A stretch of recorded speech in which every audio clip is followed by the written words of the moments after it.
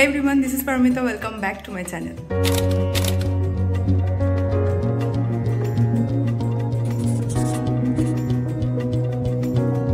So আজকে আমরা যেতে চলেছি কালীঘাট মন্দিরে। তো কালীঘাট মন্দিরের নাম তো সবাই শুনেছো, অনেক অনেক পুরানো একটা অনেক বিখ্যাত একটা মন্দির। তো সেখানে আজকে যাব, সেই মন্দিরের সব ডিটেলস থাকবে আজকে ভিডিওতে। আর আমি রেডি হয়ে গেছি, এবার বেরোবো। তো চলো বেরিয়ে পড়ি, বাকি কথা যেতে যেতে বলছি।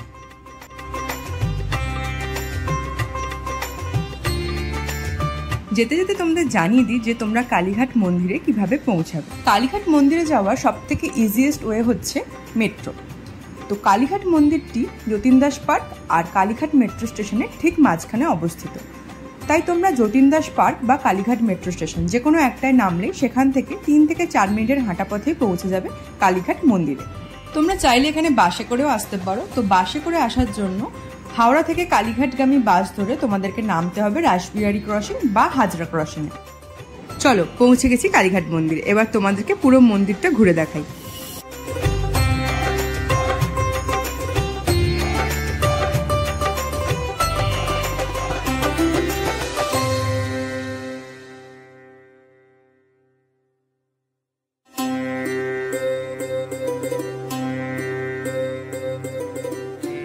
কালীঘাট মন্দিরে ঢোকার মোট 5টি গেট রয়েছে। তোমরা যে কোনো গেট দিয়ে এই মন্দিরে প্রবেশ করতে পারো। তো আমরা চলে এসেছি 2 নম্বর গেটের ঠিক সামনে। এই 2 নম্বর গেট দিয়ে আমরা আজকে মন্দিরে প্রবেশ করব। মন্দির চত্বরের আশেপাশে অসংখ্য ডালার দোকান রয়েছে। তোমরা এখান থেকে পুজোর জন্য ডালা কিনে নিতে পারো। তো ফার্স্টে যাব সেই দোকানে পুজোর জন্য ডালা কিনতে। তো এখানে ডালার দাম শুরু 51 থেকে একদম 1051 পর্যন্ত। তোমরা যে কোনো দামের ডালা এখান থেকে নিতে পারো। আজকে এই ভিডিওতে তোমাদেরকে দিনের বেলা কালীঘাট কেমন লাগে আর রাতের বেলায় কেমন লাগে দুটো লুকই দেখাবো। 2 নম্বর গেট দিয়ে ঢুকেই ঠিক বাঁদিকেই রয়েছে একটি রাস্তা। তো সেই রাস্তা দিয়ে চলে এলেই পেয়ে যাবে পুজোর লাইন। সেখানে তোমরা লাইন দিতে পারো পুজোর জন্য। তো আমরা ফার্স্টেই পুজোর জন্য লাইন দিয়ে দিয়েছিলাম। এছাড়াও তোমরা 3 নম্বর আর 5 নম্বর গেট দিয়ে ঢুকেও সামনে পেয়ে যাবে লাইন। দুটো লাইনের এখানে ব্যবস্থা থাকে। মা কালীর মূর্তি ছাড়াও এখানে রয়েছে মহাদেবের মন্দির, মনসা মন্দির এবং রাধাকৃষ্ণের মন্দির। বেশ কিছুক্ষণ লাইন দেওয়ার পর আমরা গর্ভগৃহের সামনে চলে এসেছি। চলো পুজোটা দিয়ে নিই আগে। সন্ধ্যা হতেই মন্দিরটা যেন এক অপরূপ আলোতে সেজে উঠেছে। মন্দিরের টাইমিংটা তোমাদের বলে দিই। মন্দির খোলা থাকে ভোর 5টা থেকে দুপুর 1টা অবধি। তারপর আবার খোলে বিকেল 4টে থেকে রাত্রি 9টা অবধি।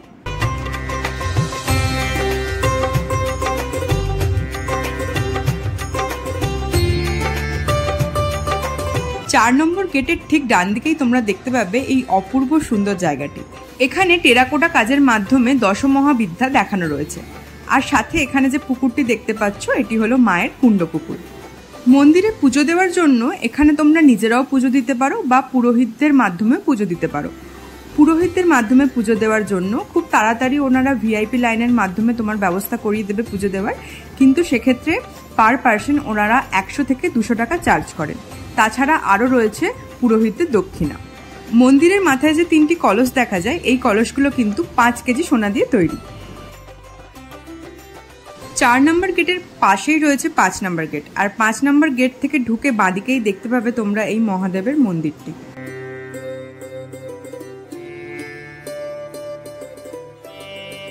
আর মহাদেবের মন্দিরের ঠিক উল্টো দিকেই রয়েছে বলিঘর, যেখানে এখনো পশু বলি দেওয়ার নিয়ম রয়েছে।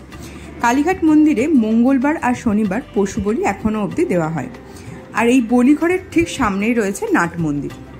কালীঘাট মন্দির হলো 51টি সতীপীঠের মধ্যে একটি।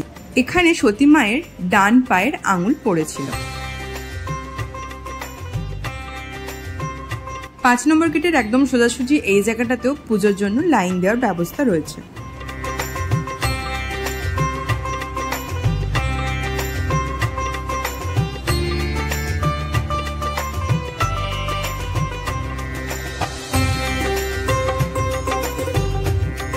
এখন কালীঘাট মন্দিরটি নতুন রূপে সাজানোর পর এতটাই সুন্দর করেছে যে চোখ ফেরানো যায় না। তোমরা অবশ্যই একবার সময় করে ঘুরে এসো, আশা করি তোমাদেরও খুব ভালো লাগবে।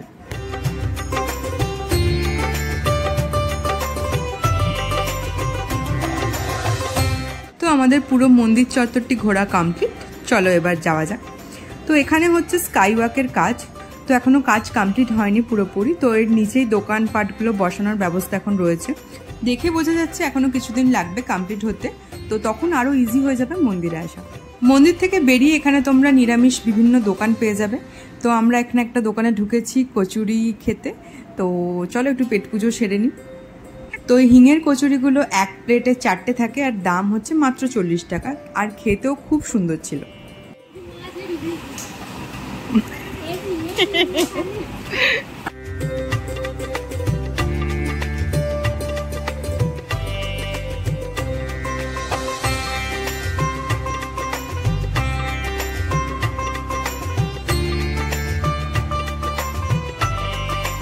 সুন্দর হিঙের কচুরি খাওয়া কমপ্লিট করে চলো এবার যাই বাড়ির দিকে।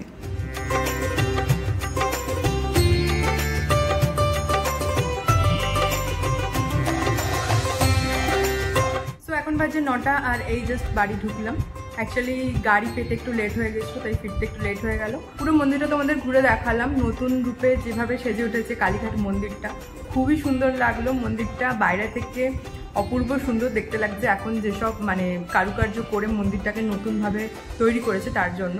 আর মন্দিরের ভিতরে যেহেতু ক্যামেরা অ্যালাউড নয়, তো সেই কারণে আমি ভিতরটা দেখাতে পারিনি। অ্যালাউড নয়, তাছাড়া ইভেন এতটাই ভিড় ছিল, এতটাই প্রচণ্ড ভিড় ছিল যে কোনোভাবেই আমার পক্ষে ক্যামেরা বের করে ভিডিও করা পসিবল হয়নি। মানে ঠিকভাবে দাঁড়াতেই পারছিলাম না, তো ফোন বের করে ভিডিও করা এটা তো মানে ইম্পসিবল ব্যাপার ছিল। মানে এতটাই ঠেলাঠেলি হচ্ছিল বা এতটাই ভিড় ছিল ভিতরে। তাছাড়াও ভিতরে অনেকক্ষণ দাঁড়াতে হয়েছে, প্রায় আধ ঘন্টা তো বটেই, আধ ঘন্টা মানে ভিতরে ঢুকে দাঁড়িয়েছিলাম, তারপরে পুজো দিতে পেরেছি। সো এত কিছুর মধ্যে ভিতরটা ভিডিও করা পসিবল হয়নি। এছাড়াও ওখানে বলছিল, সবাই বারণ করছিল যে ভিতরে ক্যামেরা অ্যালাউড নয়। সো ওরা যে প্রাইভেসিটা মেনটেন করতে চাইছে সেটাও আমরাও মেনটেন করার ট্রাই করেছি, মানে আমার মনে হয় সেটা করাই বেটার। তো এই হচ্ছে আজকের ভিডিও। আমি মোটামুটি যা ডিটেলস জানতে পেরেছি বা যেটুকু জানি আমি সেটুকুই তোমাদেরকে জানিয়েছি। তো আর কিছু ডিটেলস যদি জানার থাকে আমাকে কমেন্ট করতে পারো, আমি যদি জেনে থাকি অবশ্যই তোমাদের রিপ্লাই করে দেবো। আজকের এই ভিডিওটা তোমাদের কেমন লাগলো অবশ্যই আমাকে কমেন্ট করে জানিও। ভিডিওটা ভালো লাগলে অবশ্যই একটা লাইক করে দিও, নিজেদের ফ্রেন্ডস এন্ড ফ্যামিলির সাথে ভিডিওটা শেয়ার করো, আর যারা আমার চ্যানেলে নতুন তারা চ্যানেলটিকে সাবস্ক্রাইব করে দিও, পাশে থাকা বেল আইকনটা অন করে দিও যাতে তোমরা অল নোটিফিকেশন টাইমলি পেয়ে যাও। তো আজকের ভিডিও এতটাই, দেখা হচ্ছে নেক্সট ভিডিওতে। আজকের মতো টাটা।